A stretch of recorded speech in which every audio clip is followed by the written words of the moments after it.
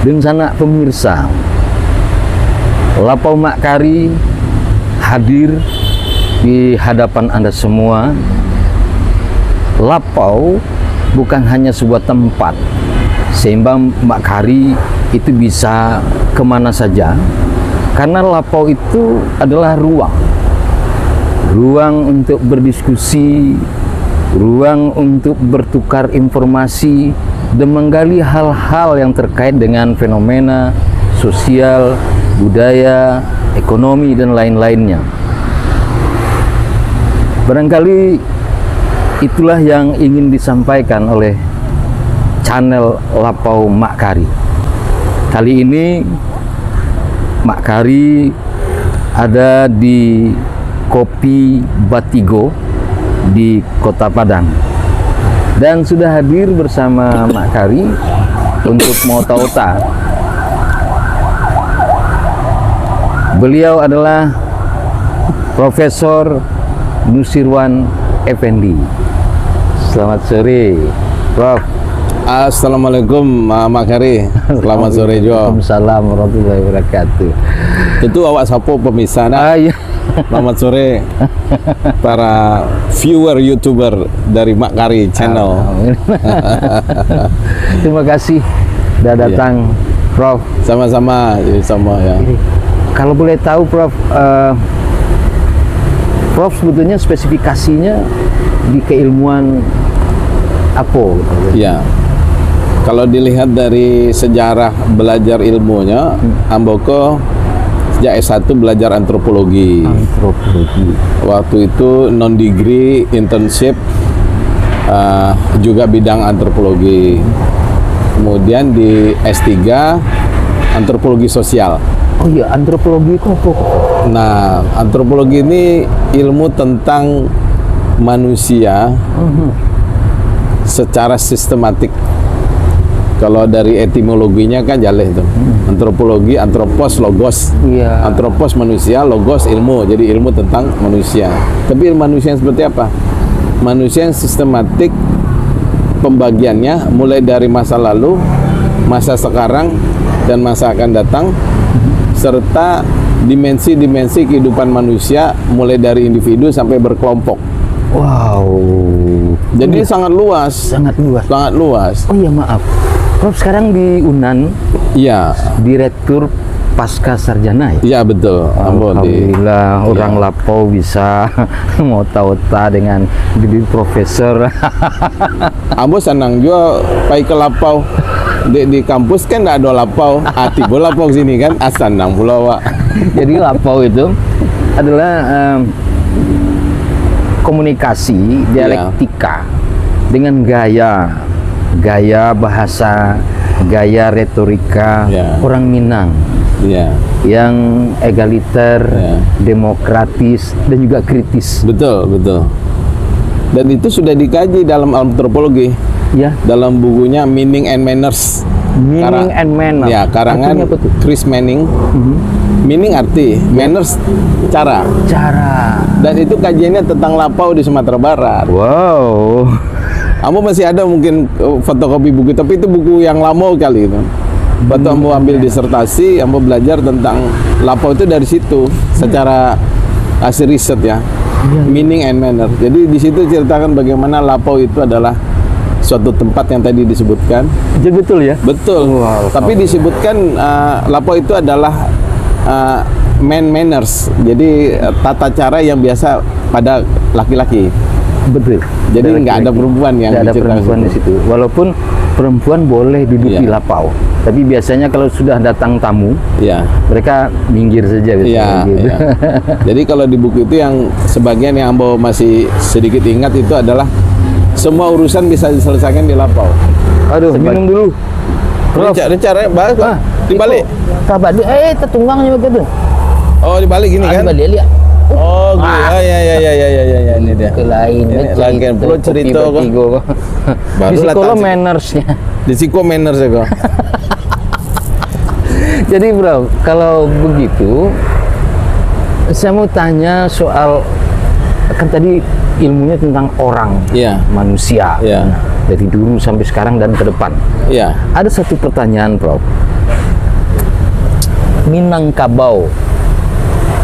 Orang Minangkabau itu apakah dia etnis, suku, atau apa? Ini bukan pertanyaan lapau nih, ini pertanyaan kampus. Ini pertanyaan kampus. Tapi Lapau kan salah satu kampus. Iya. Kampus Lapau. Kampus Lapau. Jadi kalau dalam ini kan semua kosakata bahasa Inggris tuh. Iya. Etnis dan suku bahasa Indonesia ya. Right. Tapi etnis itu kalau dalam bahasa Inggrisnya kalau kita menyebut suku bangsa, ethnicity. Oke. Tapi kalau kita menyebut yang bersifat suku bangsa, etnik. Di Indonesia kan jadi etnis. Oh. Ya, jadi sebetulnya kalau kita memindahkan kata etnis dari bahasa Inggris etnik yang artinya bersifat kesukubangsaan, bersifat ethnicity gitu ya. Jadi kita sebetulnya mengacu kepada suku bangsa. Bangsa. Jadi Tapi- Minangkabau itu Jadi Minangkabau itu ethnicity. city. Dan kalau menyebutnya etnis Minangkabau boleh. Artinya dia mengacu kepada suku bangsa Minangkabau. Tapi pernah lo didanga ciloteh orang, Iya. Prof. Kulitnya gelap seperti Mak Kari itu, rambut keriting, Iya. itu etnis itu. Nah, bagaimana dengan Minangkabau ini? Betul. Jadi etnis itu mengacu kepada suku bangsa pada dasarnya. Dan suku bangsa itu adalah sebutan untuk kelompok manusia yang memiliki ciri-ciri khas tertentu. Dan biasanya ciri-ciri khas yang paling menggejala itu adalah bahasanya. Fisik bisa saja agak ada benang merah kan gitu. Seperti orang Indonesia dengan orang Thailand, hampir nggak bisa berbeda kita. Orang katakanlah suku bangsa Minangkabau dengan suku bangsa yang lain misalnya Jawa atau apa kan ada kemiripan fisik kita. Ya. Ya. Jadi kalau fisik kalau di suku bangsa dia bisa dipakai, tetapi yang paling dominan adalah bahasa. Oh, bahasa. Bahasa. Itu. Bahasa berbeda itu pasti berbeda. Jadi suku bangsanya sesuai Berbeda. nama Iya. bahasa itu. Kalau fisik bisa saja ada kemiripan. Dan kita bisa ketipu dengan itu. Iya. Tapi kalau bahasa bisa jadi kita tidak tertipu karena yang menguasai bahasanya sendiri adalah pendukung suku bangsa itu. Jadi, Prof, kalau orang Minang Iya. tidak lagi berbahasa Minang, Iya. berarti suku bangsanya akan hilang. Bisa jadi paling tidak bukan suku bangsanya hilang, identitas suku bangsanya hilang. Bahkan kita sebutkan karena bahasa Indonesia terus bukan orang Minang dia. Iya. Tapi pas dicek ternyata dia orang Minang. Iya. Karena bukan bahasa yang menjadi ukuran dia tidak jadi Minang, ternyata ada yang lebih dalam lagi. Keturunan. Keturunan ya. Itu karakter, itu ciri yang kedua itu. Ciri kedua, Ya, yang paling nampak bahasanya, bahasa. yang paling bisa membedakan. Tapi kalau itu ternyata nggak bisa membedakan, asal usul. Asal usul. Keturunan. Berarti kalau di Minangkabau itu kan ranji. Betul. Asal usul itu. Iya. Ranji disusun berdasarkan suku. Berdasarkan suku. Berdasarkan suku. Karena dia dalam suku bangsa Minangkabau ada suku-suku. Suku-suku. Tapi kalau Minangkabau suku bangsa. Suku bangsa. Begitu. Jadi kalau ranji tadi Iya. di Minangkabau kan berdasarkan suku, Iya. garis ibu, Iya. kan gitu. Iya. Tapi sebagian orang menyebutnya itu matrilineal. Iya. Rasanya saya ingin tahu matrilineal itu apakah sama dengan pemahaman dari bersuku ke ibu yang Ya. ada di Minangkabau? Oke. Seperti apa betulnya pemahaman itu? Jadi matrilineal itu berasal kata dari maternal and lineal. Garis berdasarkan ibu. Oke. Ya. Jadi matrilineal itu adalah satu istilah yang dipakai untuk mengelompokkan orang berdasarkan kekerabatannya masuk dalam kelompok mana, ayah atau ibu. Jadi kalau seorang anak yang lahir kemudian dia sukunya adalah suku bangsa Minangkabau, Ya. menganut Minangkabau itu menganut matrilineal, maka tarik garis keturunannya dia keturunan dari ibu. Maka dia adalah berat pengelompokannya menurut garis ibu. Itu menurut teorinya. Menurut teorinya. Faktanya kan juga gitu. Ya. Nah, apa yang bisa menandai dia keturunan ibu? Suku ibunya. Suku ibunya. Nah, suku ibunya. Sukunya Caniago, maka anaknya Caniago. Cuman gini, Prof. Seandainya Ya, ayahnya dari meninggal, ya. ya, kemudian ibunya menikah lagi. Ayahnya orang Minang bukan? Terserah nanti, terserah lah. Ya. Yang dihitung adalah garis dari ibunya saja. Ya.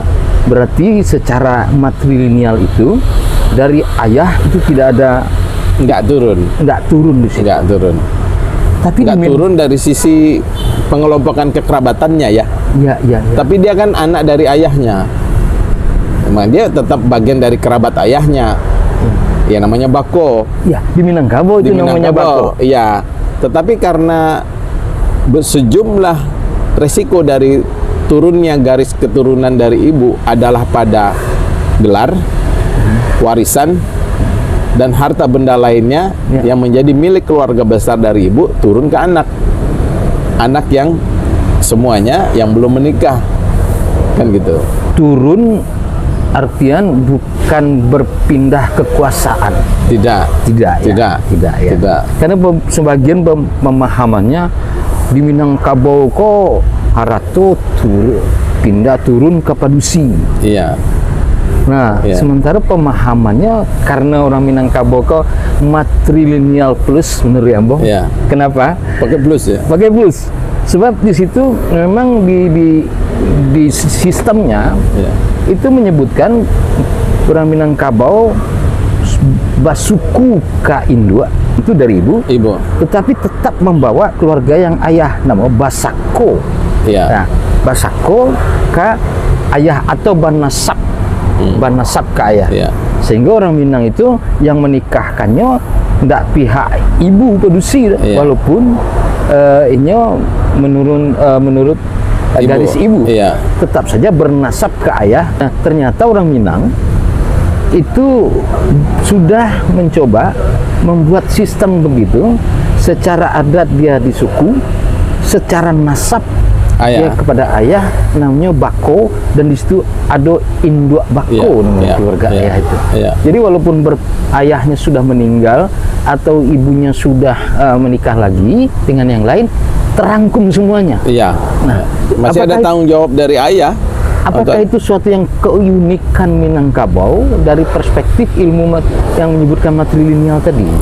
Iya, kalau untuk Minangkabau mungkin itu bedanya di situ ya. Kebetulan kan saya sekarang juga sedang berkomunikasi dengan kawan di Kerala, India. Oh, Kerala. Ada suku Nairs namanya. Dia juga matrilineal.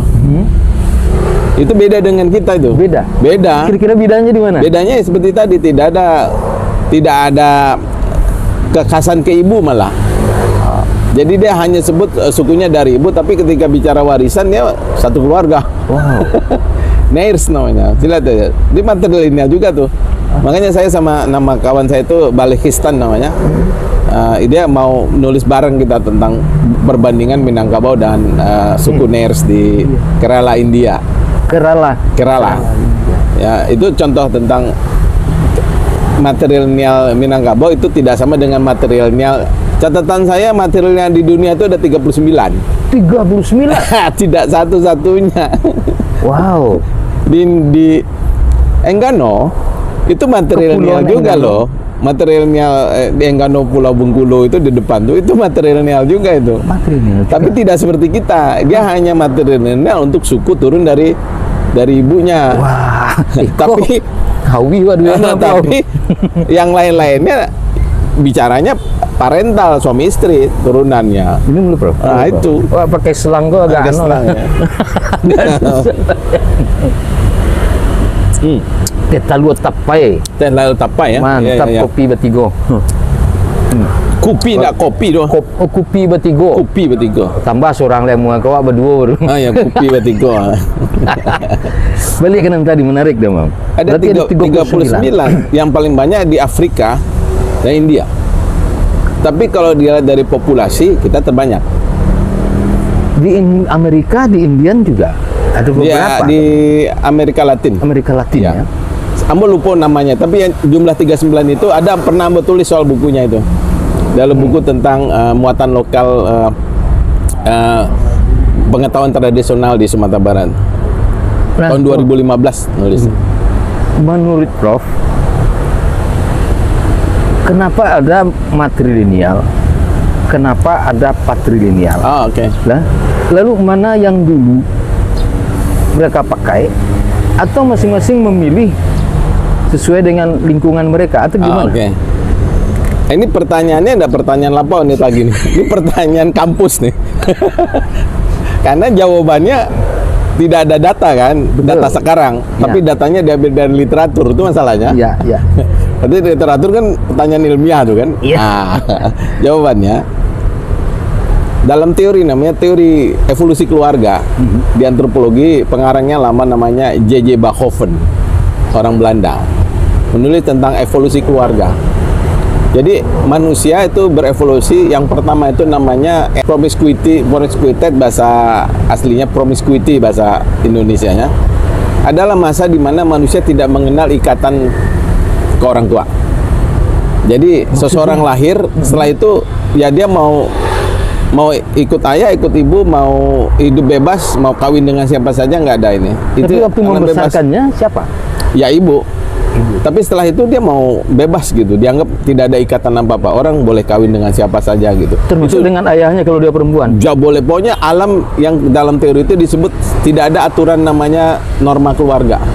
Oke. Itu alam bebasan dalam hubungan manusia. Menarik, itu baru tahu. Itu evolusi itu ceritanya udah ribuan tahun yang lalu gitu kan.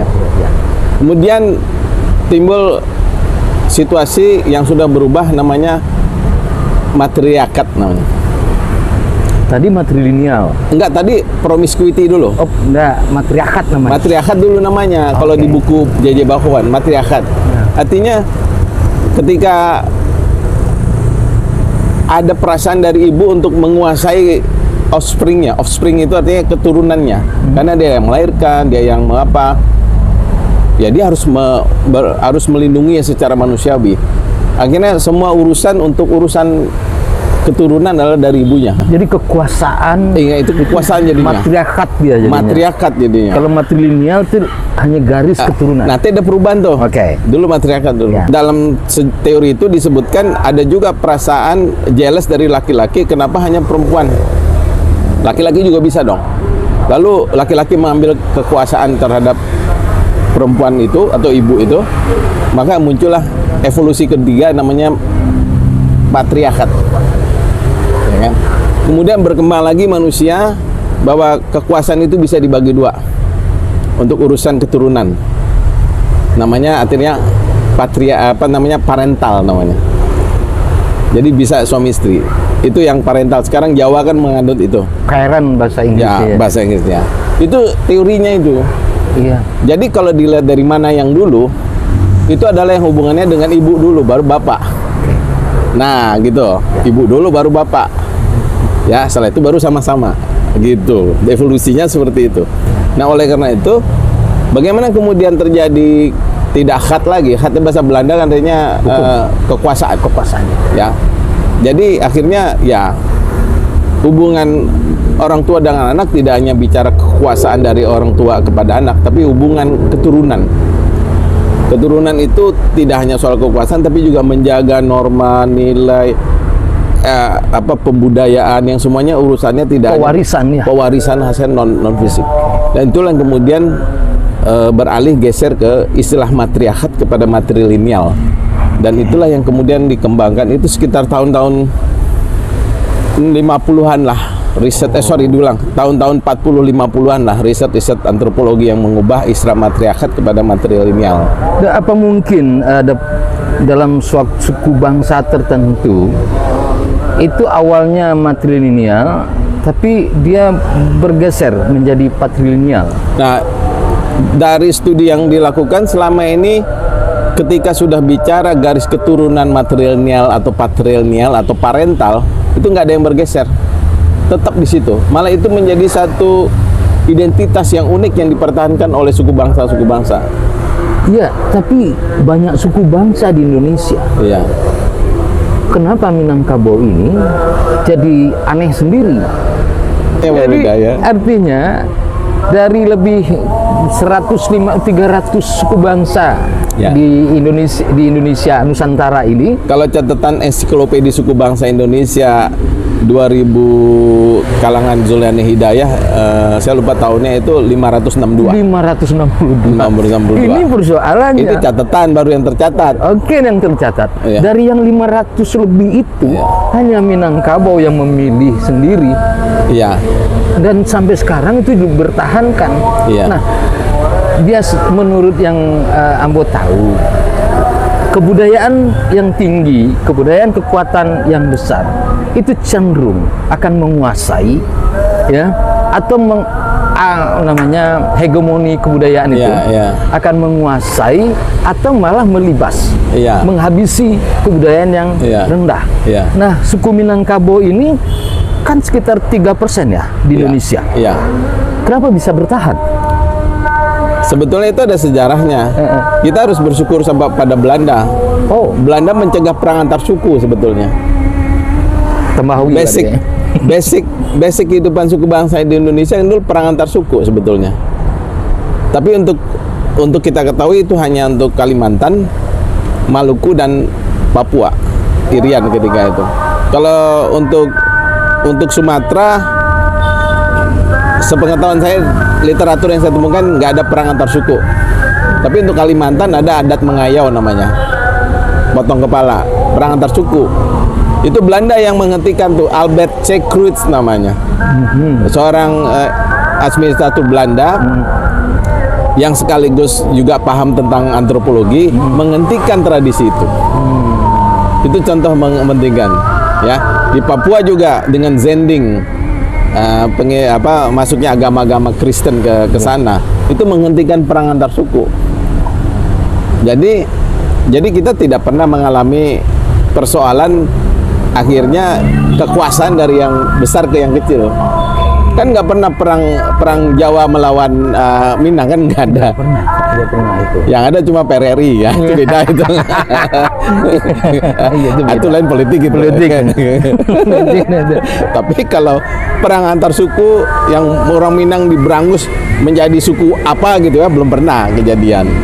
Maka dia lebih preserve gitu, lebih terpelihara secara alamiah gitu. Dan akhirnya karena terpelihara udah sekian ratus, kalau dalam catatan online atau apa, Minangkabau itu kan bergerak dari 200 sebelum Masehi, 200 tahun sampai 2500 tahun sebelum itu kan. Iya, sudah ada Minangkabau. Katanya udah. Kalau dihitung 2000 tahun, berarti kita dengan Cina sama tuh. Cina peradabannya 2000 tahun yang lalu sudah mulai. Kalau dilihat dari unsur-unsur kebudayaan yang kita miliki, itu ada kemiripan dengan Cina, misalnya warna. Tahu. Iya. Barangkali itu, Prof. Iya. Itu bisa dianalisis, tapi yang mungkin ada rujukan-rujukan adat yang bisa menjadi penguat kita untuk itu. Tapi dari segi teori antropologi, analisis seperti itu masuk akal. Cina suku matrilineal ada loh. Di Xinjiang itu suku bangsanya matrilineal itu. Jadi bukan persoalan siapa mempengaruhi siapa, tapi tumbuh bersama sesuai dengan lingkungannya. Nah, itu ada teorinya tuh.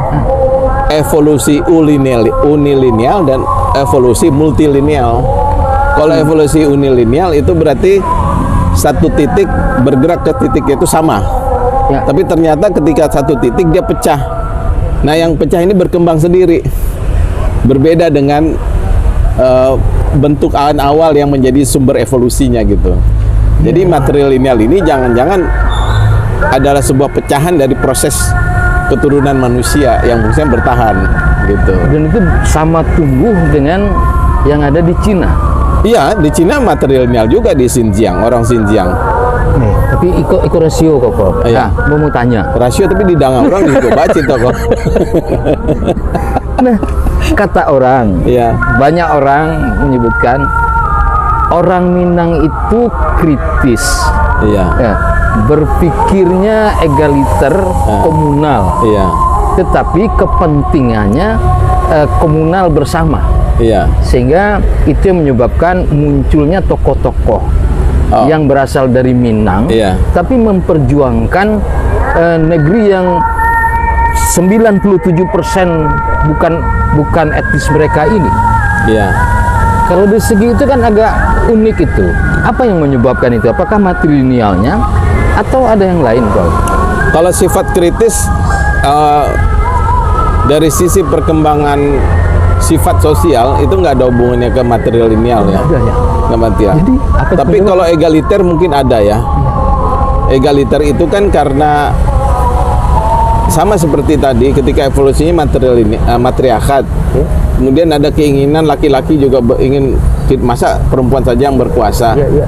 Kemudian timbul perasaan-perasaan sosial, laki-laki ingin berkuasa, kemudian timbul karakter laki-laki berkuasa gitu. Nah, ketika ada satu sifat yang dimiliki oleh kaum matrilineal, kemudian di patrilineal kuasa, kan itu ketika ingin menjadi keseimbangan gender kan gitu kan. Bisa jadi teorinya kenapa orang Minangkabau egaliter, karena ada keinginan untuk tidak selalu di bawah pengaruh, tidak ingin di bawah pengaruh matrilineal, tapi dia juga harus ada peran patrilineal, tanda kutip patriarkat. Makanya ketika ada keturunan ibu, ada pihak bapak, bako. Ada penyeimbang. Penyeimbang itu sudah sifat egalitarian. Artinya di situ memanfaatkan seluruh lini Iya. untuk membangun kebudayaannya. Kebudayaannya akhirnya sifat-sifat kelembagaan antara pihak ibu dan pihak ayah yang ingin sama mendapatkan penghargaan atau mendapatkan sesuatu yang dianggap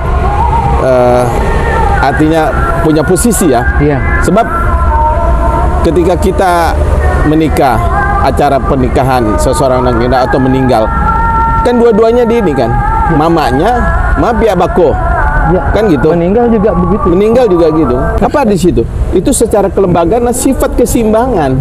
Egaliter kan egal, menyeimbangkan.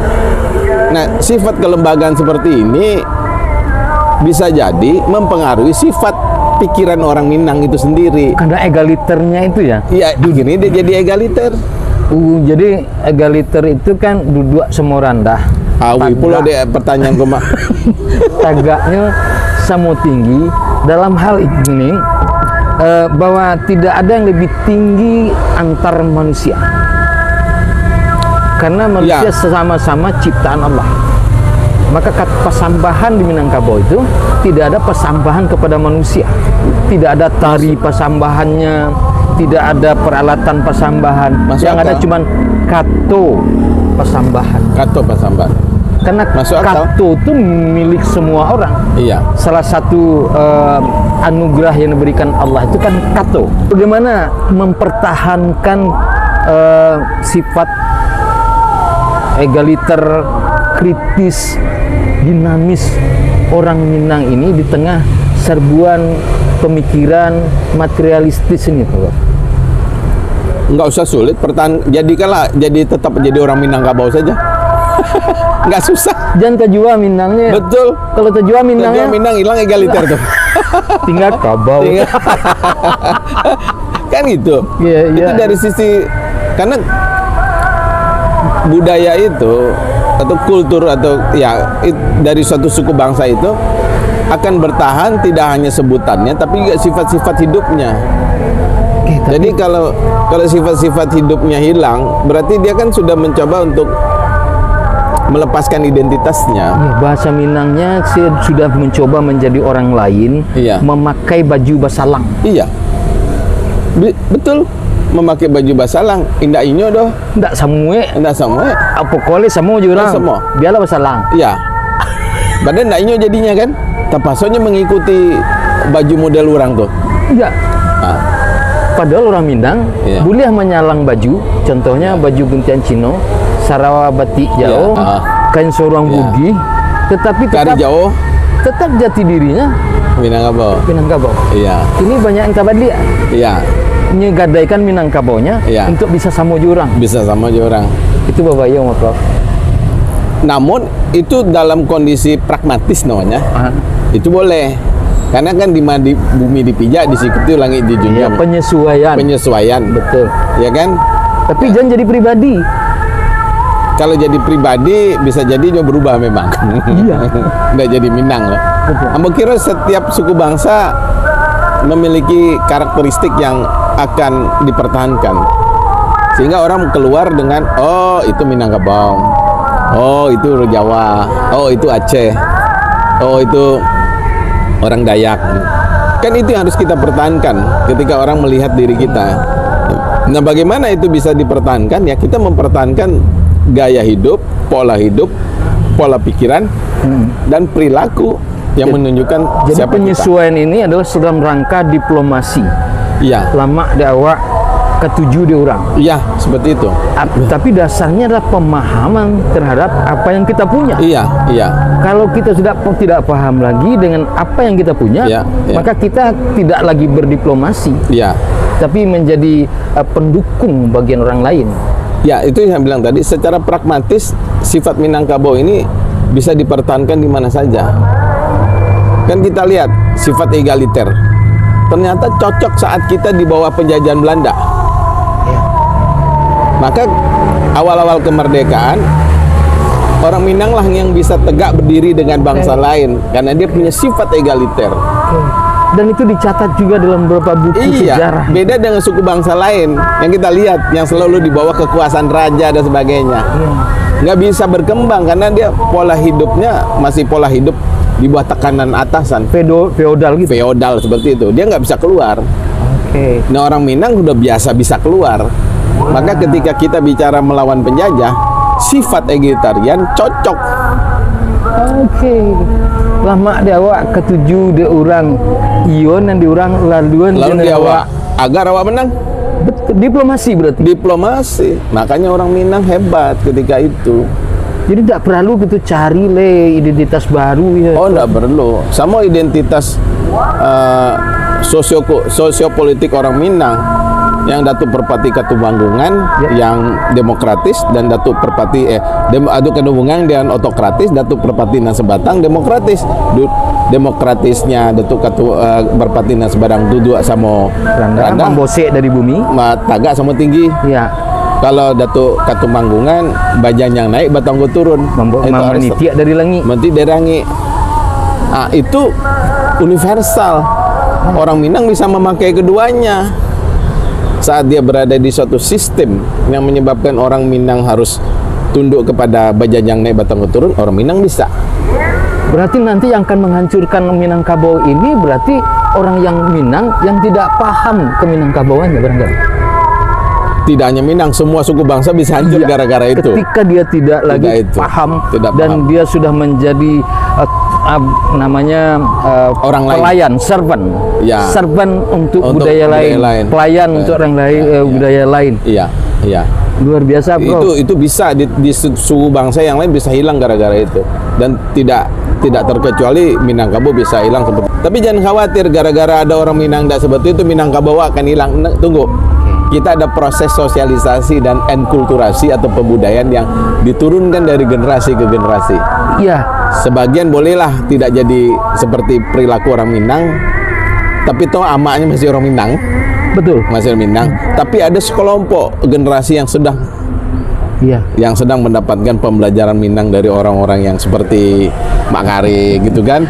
Mereka lah yang akan menjadi orang Minang lagi untuk selanjutnya. Iya, tapi itu tidak cukup. Mudah-mudahan ekosistem kebudayaan, Ya, mulai dari pemerintah, akademisi, seniman dan komunitas-komunitas kesenian, para jurnalis dan para non PNS, ya, non orang-orang yang punya duit tapi Iya. punya perhatian, dan mereka ini mengemban tanggung jawab Iya. untuk sebuah nilai yang luar biasa Iya. yang sudah bertahan sejak 2500 tahun sebelum menurut catatan Masehi. gitu. Iya. Iya, iya. Jadi kalau ini tidak dilakukan berarti kitalah pengkhianat daripada warisan kebudayaan itu.